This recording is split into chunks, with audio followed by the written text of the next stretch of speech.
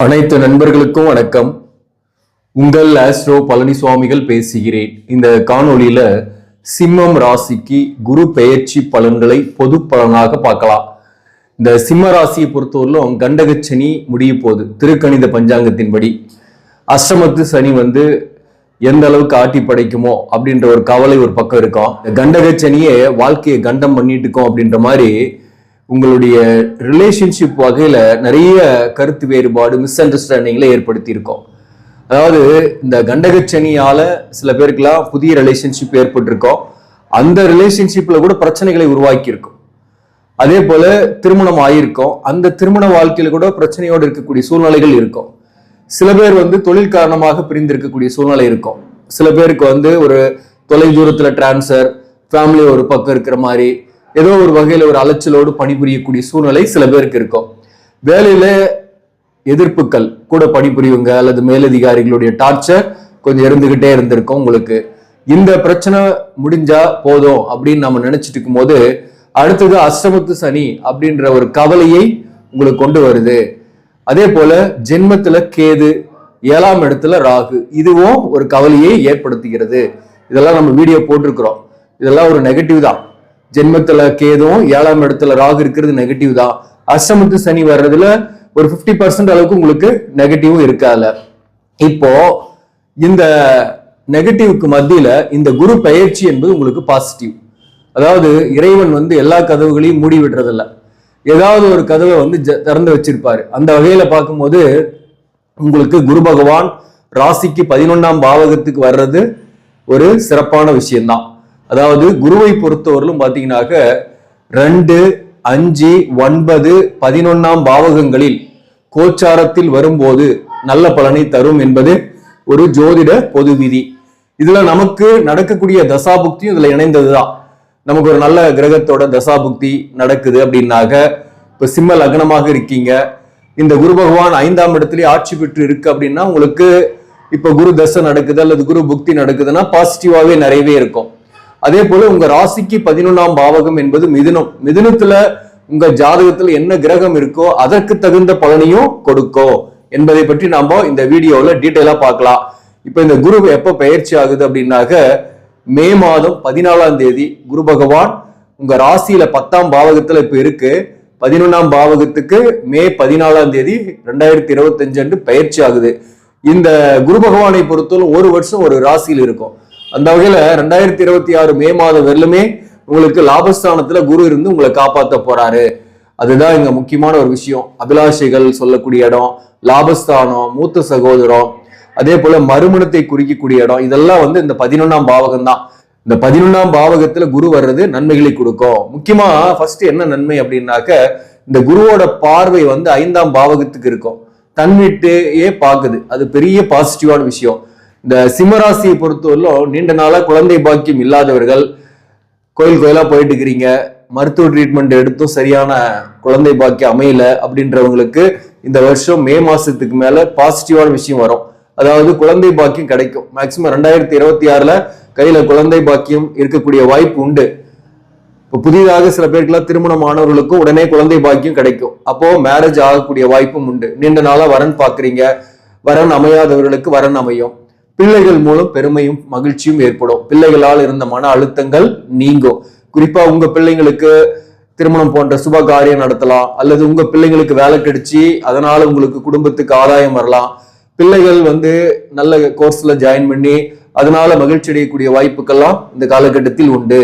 So மொத்தத்துல பூர்வ புண்ணிய ஸ்தானத்தை இந்த குரு பாக்குறது உங்களுக்கு குறிப்பா சொத்துக்கள் தொடர்பான விஷயத்துல இருந்த வில்லங்கங்கள், பிரச்சனைகள்லாம் கூட நீங்கும், அல்லது அதுல இருந்து ஏதாவது ஒரு ஆதாயம் கிடைக்கும். இப்போ பாத்தீங்கன்னாக்க, இந்த அஷ்டமத்து சனி பாதிப்பு கொடுக்காதா, ஜென்மத்துல கேது 7ஆம் இடத்துல கூடிய ராகு பாதிப்பு கொடுக்காதா அப்படின்ற கேள்வி உங்ககிட்ட இருக்கும்.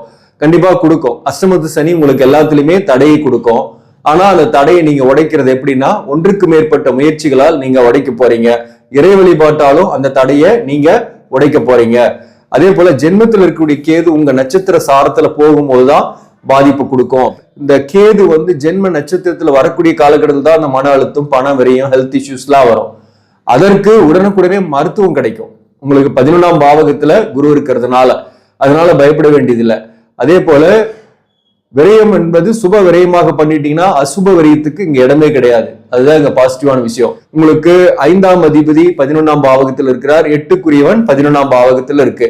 அந்த வகையில வேலை விஷயமா ஒரு இடமாற்றங்கள் ஏற்படக்கூடிய வாய்ப்பு உண்டு. சில பேருக்குலாம் ஒரு நல்ல இடமாற்றமாவே இருக்கும். அதாவது குறிப்பா பிரைவேட் வேலையில இருப்பவர்களுக்கு ஒரு நல்ல ஆப்பர்ச்சுனிட்டி கிடைச்சு நீங்க போற மாதிரி இருக்கும். சில பேர் அதாவது குறிப்பா கவர்மெண்ட் வேலையில் இருப்பவர்களுக்கு டிரான்ஸ்ஃபர் கிடைக்கும், பதவி உயர்வோட அல்லது ஊதிய உயர்வோட ஒரு டிரான்ஸ்ஃபர் கிடைக்கிறதுக்கு சான்சஸ் இருக்கு. பிசினஸ் பண்ணக்கூடியவர்களுக்கு தொழிலில் இருந்து வந்த மந்தத்தன்மை நீங்கும். முக்கியமா இந்த குரு 10ஆம் இடத்துல இருந்து 11ஆம் பாவகத்துக்கு வந்தா முதல் நன்மை என்ன அப்படின்னாக்க வேலை பார்க்கக்கூடிய இடத்துல இருக்கக்கூடிய அன்சாட்டிஸ்பேக்ஷன் நீங்கும். அது கவர்மெண்ட் வேலையில இருந்தாலும் சரி அல்லது பிரைவேட்ல இருந்தாலையும் வேலையில ஒரு நெருக்கடி அன்சாட்டிஸ்பேக்ஷனோட இருக்கிறீங்க இல்லையா, அந்த அன்சாட்டிஸ்பேக்ஷன் நீங்கும். அதுதான் இங்க பெரிய பாசிட்டிவான விஷயம். அதே போல லாபங்கள் வரும். பிசினஸ் பண்ணக்கூடியவர்களுக்கு லாபங்கள் வரும். ஏற்கனவே வேலை பார்க்கக்கூடிய இடத்துல உங்களை சுத்தி இருந்த எதிரிகளுடைய தொல்லைகள்லாம் இருந்தது இல்லையா, இந்த சக பணியாளர்கள் கூட உங்களுக்கு எதிராக சில சதி வேலைகளை செய்து உங்களுக்கு பிரச்சனைகளை கொடுத்திருக்கலாம் கடந்த ஒரு வருஷமாக. அந்த பிரச்சனையிலிருந்து நீங்க வெளியே வர போறீங்க. இதெல்லாம் பாசிட்டிவான விஷயம். குடும்ப விஷயத்தை பொறுத்தவரையிலும் பாத்தீங்கன்னாக்க கணவன் மனைவி பிரியாம இருக்கிறீங்க ஒரே வீட்டுல, ஆனா சண்டை போட்டுக்கிட்டே இருக்கீங்க, சச்சரவோடு இருக்கு, ஒரு சரியான தாம்பத்தியம் இல்ல, மகிழ்ச்சியற்ற சூழ்நிலையில் இருக்கீங்கன்னா இந்த காலகட்டத்துல பிரியாம ஒரே வீட்டுல இருக்கக்கூடியவர்களுக்கு சமரசமாக போறீங்க. ஒரு நாள் சமாதானமாகவும் சந்தோஷமாகவும் போகக்கூடிய காலகட்டம் வரும். அதனால தாம்பத்திய வாழ்க்கை நல்லா இருக்கும், புத்திரபாக்கியம் கிடைக்கும். 2 பேரும் ஒன்னாவே சுற்றுப்பயணங்கள் சுற்றுலா போயிட்டு வரக்கூடிய வாய்ப்புகள்லாம் கூட உண்டு. பிரியாம இருக்கக்கூடிய கணவன் மனைவிக்குள்ள எந்த பிரச்சனையும் கிடையாது, நல்லாவே இருப்பீங்க, எந்த சண்டை சச்சரவும் பெருசா வராது. அதே போல பிரிந்த உறவுகள், பிரிந்த மனைவி அல்லது கணவன் சேருவாங்களா அப்படின்றதுதான் நிறைய பேருடைய கேள்வி. இந்த கண்டகச்சனி பாத்தீங்கன்னாக்க உங்களுக்கு ஒரு ரிலேஷன்ஷிப்பை கூட ஏற்படுத்தி இருக்கும் அப்படின்னு நான் சொன்னேன். அது திருமணத்துக்கு மீறிய ரிலேஷன்ஷிப்பா கூட சில பேருக்கு இருக்கும். சில பேர் இளைய தலைமுறையாக இருக்கீங்கன்னாக்க காதல் போன்ற வகையில இருந்திருப்பீங்க, அவங்க பிரிஞ்சு போயிருப்பாங்க அல்லது அவங்களோட மனக்கசப்போடு இருக்கக்கூடிய சூழ்நிலை உங்களுக்கு இருக்கும். அப்படிப்பட்ட ரிலேஷன்ஷிப், அதாவது உங்களோடு இருந்த ரிலேஷன்ஷிப்ஸ் திரும்பவும் சேருமா அப்படின்னா அதுக்கான வாய்ப்பு குறைவுதான். நல்லா கேட்டுங்க, அந்த கண்டகச்சனி முடியும் போது அந்த ரிலேஷன்ஷிப் முடிஞ்சதுன்னு அர்த்தம். அஷ்டமத்து சனி வந்திருக்கு. இந்த அஷ்டமத்து சனியில பிரியக்கூடிய வாய்ப்பு தான், அதனால சேர்ந்துருவீங்க அப்படின்னு சொல்ல முடியாது. ஆனா புதிய ரிலேஷன்ஷிப் வரும். அதான் நான் அந்த ராகுக்கு பயிற்சி பலன்களை கூட சொல்லியிருப்பேன். 7ஆம் இடத்துல ராகு இருக்கிறதுனால உங்களுக்கு புதிய ரிலேஷன்ஷிப் வரும், ஒரு இடமாற்றம், ஒரு ஊர் மாற்றம் உங்களுக்கு ஏற்படும், வீடு மாற்றம் ஏற்படும். சில பேருக்கு வேலை பார்க்கக்கூடிய இடத்துல கூட புதிய உறவுகள், புதிய நண்பர்கள் உங்களுக்கு அறிமுகமாகக்கூடிய வாய்ப்புகள் இந்த காலகட்டத்தில் உண்டு. இந்த காலகட்டத்தை பொறுத்தவரையிலும் டிவோர்ஸ்ல இருக்கு, வழக்குகள்ல இருக்கு, பிரச்சனை இருக்கு கணவன் மனைவிக்குள்ள அப்படின்னாக்க அந்த வழக்குகளில் சாதகமான தீர்ப்புகள் வரும். மேக்சிமம் பாத்தீங்கன்னாக்க தோஷங்கள், கலசர தோஷமோ தார தோஷமோ இருக்குங்கிறவங்க தான் வழக்கு இந்த மாதிரியான பிரச்சனைகளா போகக்கூடிய சூழ்நிலை ஏற்பட்டிருக்கும் கடந்த காலத்திலேயே. அது முடிவுகள் ஏற்பட்டு அது 2ஆம் தாரத்தை நோக்கி போகும்.